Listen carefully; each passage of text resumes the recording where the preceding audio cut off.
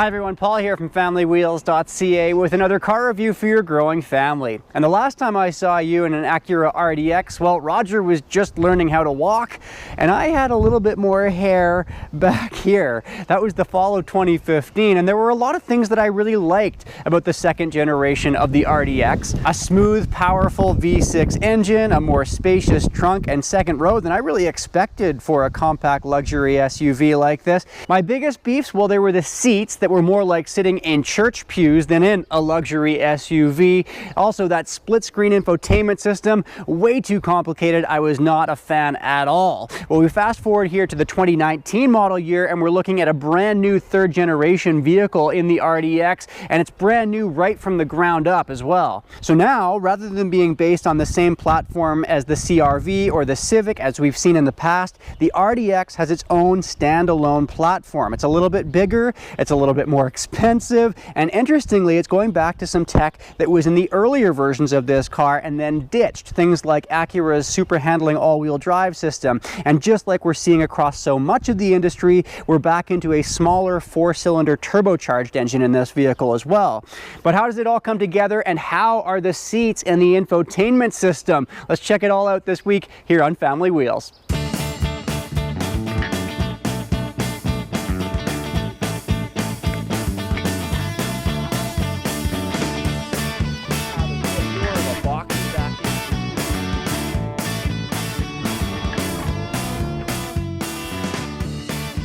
Well, compare this car to the second generation RDX that we were driving around a few years ago, and prices have creeped up by a few $1,000s at its base price. It now starts at just shy of $44,000 Canadian, which means it's lost its pricing edge a little bit compared to competitors like the Audi Q5, the Infiniti QX50, or the Volvo XC60, which all start right around that ballpark. For that price, standard equipment has been bumped up though.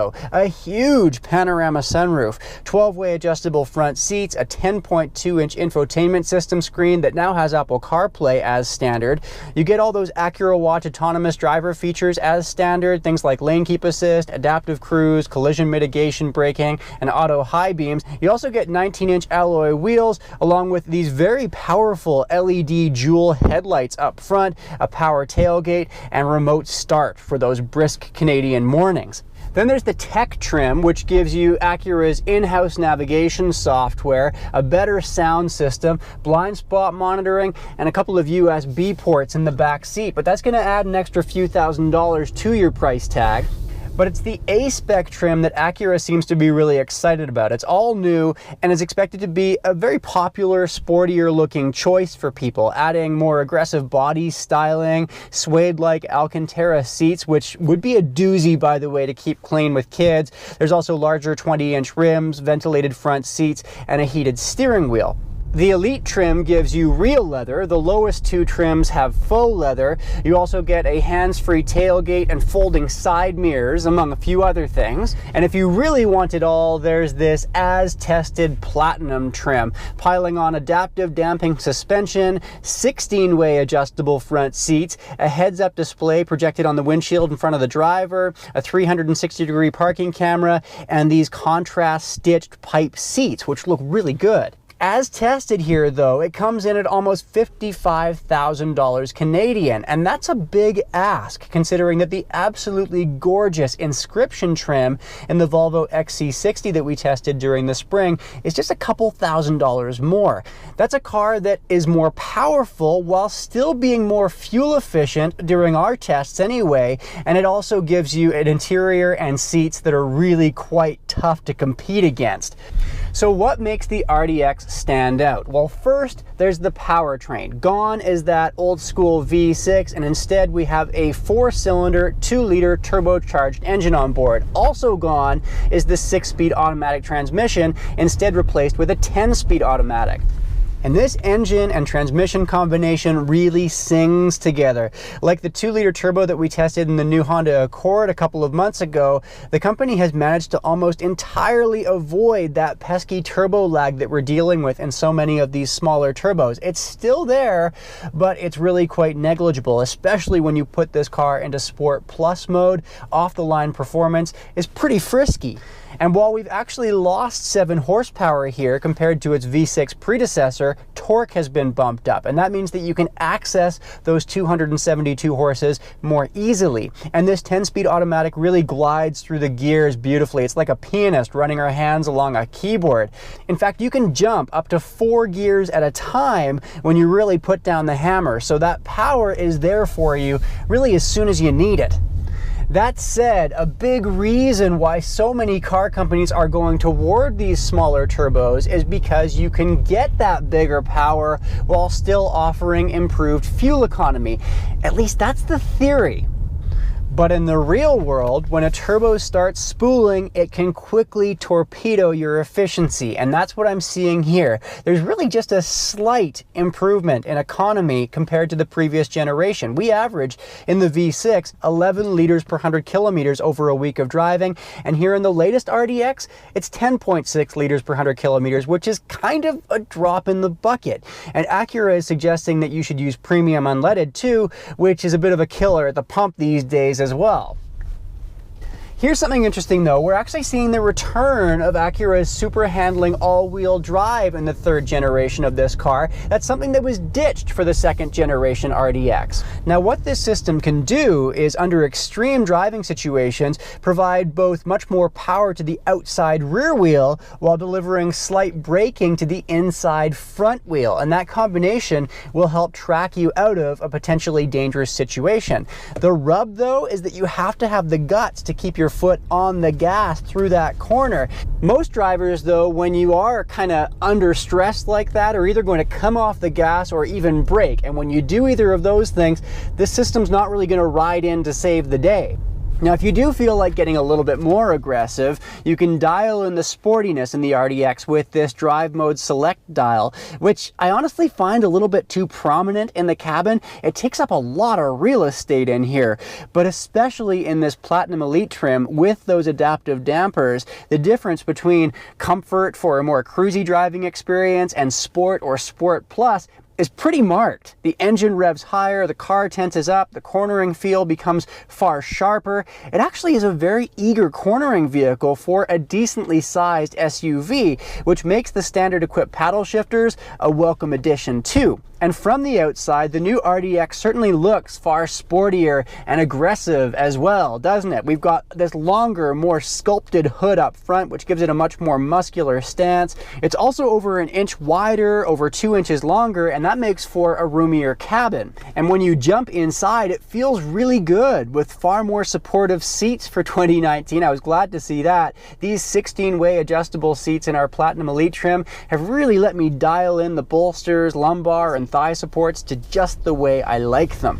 Cabin noise has also been much improved. The previous generation was pretty noisy. Here we're seeing 62 decibels at 100 kilometers an hour, which is far more competitive. Materials here in the cabin are also really beautiful. There's nothing in here that cheapens the overall luxury feel. And the infotainment system is light years ahead of the previous RDX, with a customizable split screen that gives you a one-stop shop for key information like navigation and what's playing through your sound system. I am, however, not so thrilled with this trackpad. Why, in the year of our Lord 2019, are we still using these things? They're finicky, they're overly complicated, and they're downright frustrating when you're just trying to do a simple task.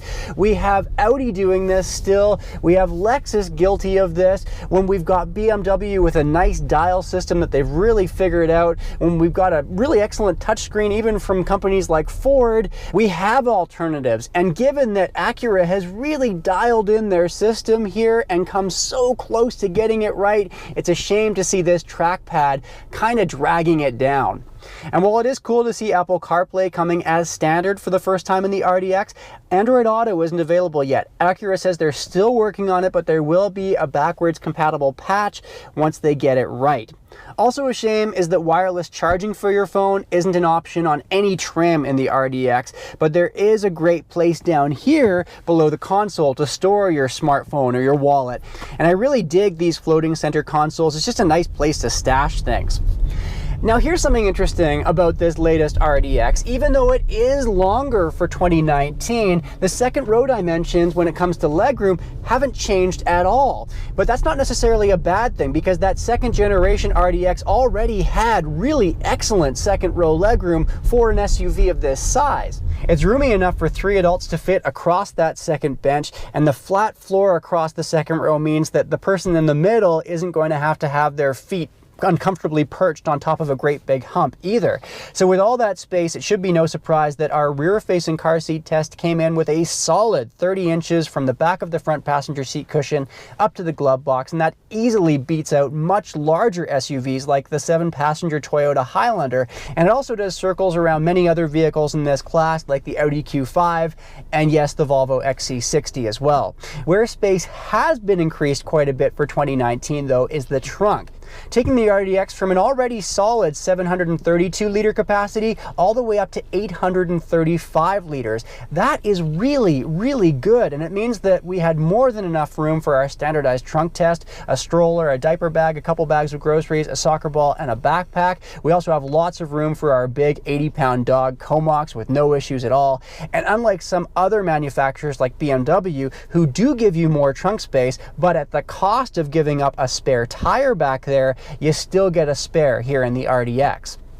Well, in a lot of ways, this latest RDX is a big step forward for this car. There are still things about the interior that I'm not crazy about, but the size is in a real sweet spot for those families who want a more compact SUV without having to shoehorn into the second row.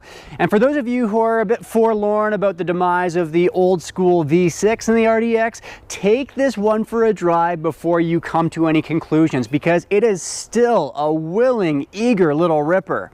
It's just a shame about the price creep here though, because while you are getting more for your dollar, you're also going to have to lay down quite a bit more cheddar for those bells and whistles, which doesn't really make it the value buy that it once was in this segment. But you are still getting a lot of car and a nicely executed vehicle for the price you're paying. Now next week, we're kicking off Audi month here on the channel. 4 very different Audi models all back to back, and we'll start off in the new A5 liftback. That's next time I see you right here on Family Wheels.